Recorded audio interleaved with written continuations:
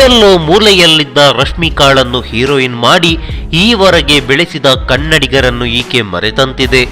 ಕನ್ನಡಿಗರನ್ನು ಮರೆತರೂ ಪರವಾಗಿಲ್ಲ, ಕನ್ನಡವನ್ನೇ ಧಿಕ್ಕರಿಸಿದ್ರೆ ಹೇಗೆ? ಕನ್ನಡಿಗರು ಬೆಳೆಸಿದ ರಶ್ಮಿಕಾ ಕನ್ನಡದ ಬಗ್ಗೆಯೇ ತಾತ್ಸಾರದ ಮಾತುಗಳನ್ನು ಆಡುತ್ತಲೇ ಬಂದಿದ್ದಾಳೆ. ಈಕೆಯ ಕನ್ನಡ ವಿರೋಧಿತನದ ಹೇಳಿಕೆ ಒಂದಲ್ಲ ಎರಡಲ್ಲ. ತೆಲುಗಿಗೆ ಬಕೆಟ್ ಹಿಡಿದು ಕನ್ನಡ ಬರಲ್ಲ ಅಂದಾಯಿತು, ಇದೀಗ ಹಿಂದಿಗೆ ಸಿಂಟೆಕ್ಸ್ ಹಿಡಿದು ಕನ್ನಡವೇ ಗೊತ್ತಿಲ್ಲ ಅಂದಿದ್ದಾಳೆ.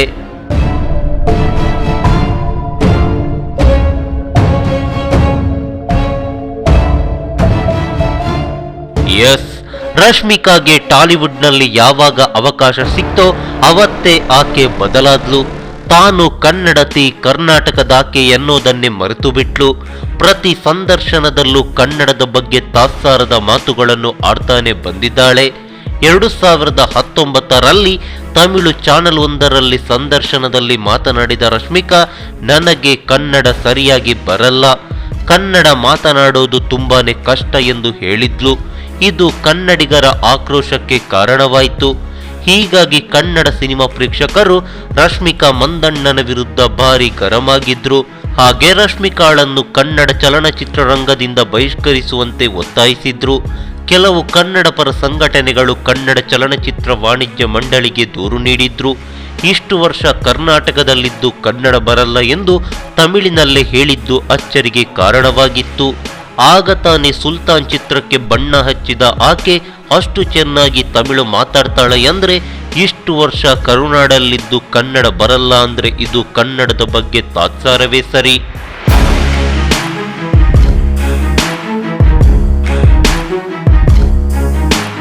ಇನ್ನು ಇದೇ ವರ್ಷ ಅಂದ್ರೆ 2019ರಲ್ಲಿ ತಮಿಳು ವೇದಿಕೆಯೊಂದರಲ್ಲಿ ಸಾಲುಮರದ ತಿಮ್ಮಕ್ಕನವರ ಬಗ್ಗೆ ಒಂದು ವಾಕ್ಯ ಹೇಳಲು ಬಾರದೆ ರಶ್ಮಿಕಾ ಕನ್ನಡಿಗರ ಕೆಂಗಣ್ಣಿಗೆ ಗುರಿಯಾಗಿದ್ಲು.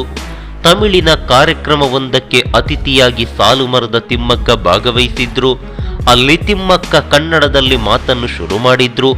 ಅಲ್ಲಿದ್ದವರಿಗೆ ಕನ್ನಡ ಅರ್ಥವಾಗದ ಕಾರಣ ಕಾರ್ಯಕ್ರಮದಲ್ಲಿ ಭಾಗವಹಿಸಿದ್ದ ನಟಿ ರಶ್ಮಿಕಾ ಮಂದಣ್ಣಳನ್ನು ಕಾರ್ಯಕ್ರಮದ ನಿರೂಪಕಿ ಕರೀತಾರೆ.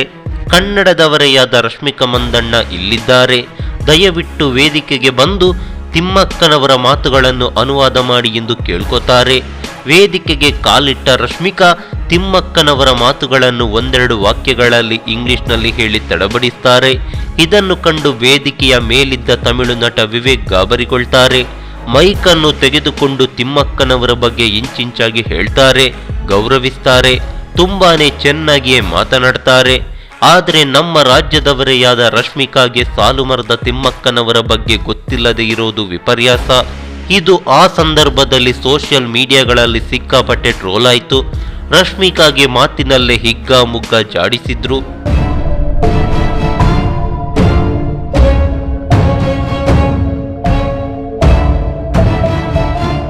ಇದಾದ ಬಳಿಕ ಕನ್ನಡವನ್ನೇ ಮರೆತ ರಶ್ಮಿಕಾ ತಾನು ತೆಲುಗಿನವಳಂತೆ ಹೋದಲ್ಲಿ ಬಂದಲ್ಲಿ ಪೋಸ್ ಕೊಟ್ಟಿದ್ದು. ಈ ಮಧ್ಯೆ ಬಾಲಿವುಡ್ ರಶ್ಮಿಕಾಳನ್ನು ಕೈಬೀಸಿ ಕರೆಯಿತು. ಅಭಿನಯವೇ ಬಾರದ ಈಕೆಯಲ್ಲಿ ಅದೇನೋ ಕಂಡ್ರೂ ಗೊತ್ತಿಲ್ಲ. ಆದರೆ ರಶ್ಮಿಕಾಳ ಸ್ಟೇಟಸ್ ಏರ್ತಾನೆ ಹೋಯಿತು. ಈ ಮಧ್ಯೆ ಈಕೆಯ ಅಭಿನಯದ ಪೊಗರು ಚಿತ್ರ ರಿಲೀಸ್ ಆಯಿತು ನೋಡಿ. ಚಿತ್ರದ ಯಾವ ಪ್ರಮೋಷನ್ಗೆ ರಶ್ಮಿಕಾ ಬರಲೇ ಇಲ್ಲ. ಅಷ್ಟೇ ಯಾಕೆ, ಚಿತ್ರದ ಪೋಸ್ಟರ್ ಅನ್ನು ಕೂಡ ಪೋಸ್ಟ್ ಮಾಡಿಲ್ಲ.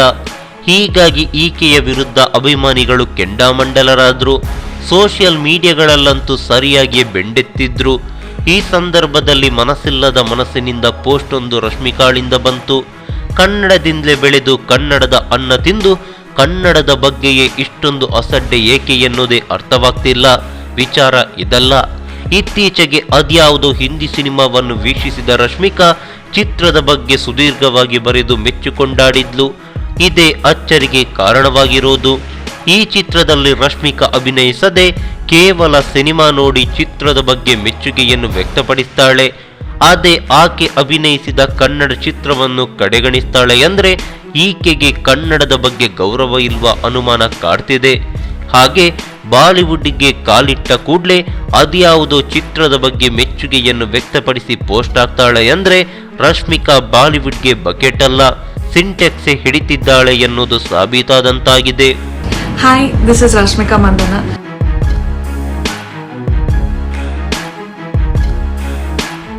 ಇನ್ನು ಇತ್ತೀಚೆಗೆ ಹಿಂದಿ ಸಂದರ್ಶನವೊಂದರಲ್ಲೂ ರಶ್ಮಿಕಾ ಕನ್ನಡಕ್ಕೆ ಅಪಮಾನವನ್ನು ಮಾಡಿದ್ಲು.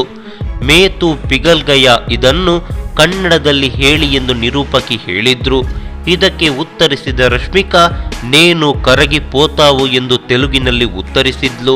ಕನ್ನಡವೇ ಬಾರದ ರೀತಿಯಲ್ಲಿ ನಡೆದುಕೊಂಡ್ಲು. ಅದನ್ನೇ ಕನ್ನಡದಲ್ಲಿ ಹೇಳ್ತಿದ್ರೆ ಏನಾಗ್ತಿತ್ತು? ಕನ್ನಡದಲ್ಲಿ ಹೇಳಿ ಅಂದ್ರೆ ತೆಲುಗಿನಲ್ಲಿ ಉತ್ತರಿಸ್ತಿದ್ದಾಳೆ ಎಂದ್ರೆ ಅಲ್ಲೇ ತಿಳಿಯುತ್ತೆ ರಶ್ಮಿಕಾಗೆ ಕನ್ನಡಗಿಂತ ತೆಲುಗೇ ಮುಖ್ಯವೆಂದು. ಹೆತ್ತ ತಾಯಿಗಿಂತ ಪಕ್ಕದ ಮನೆ ಆಂಟಿಯೇ ಇಷ್ಟ ಅಂದ್ರೆ ಏನ್ ಮಾಡಕ್ಕಾಗುತ್ತೆ? 3 ಬಿಟ್ಟವರು ಊರಿಗೆ ದೊಡ್ಡವರು ತಾನೆ. ಹೆತ್ತು ಹೊತ್ತ ಕನ್ನಡವನ್ನೇ ಧಿಕ್ಕರಿಸಿದ ಈಕೆ 3-4 ವರ್ಷಗಳಿಂದ ಪರಿಚಯವಾದ ತೆಲುಗನ್ನು ಎಷ್ಟು ದಿನ ತಬ್ಬಿ ಮುದ್ದಾಡ್ತಾಳೋ ಕಾದು ನೋಡಬೇಕು. ನಮಸ್ಕಾರ.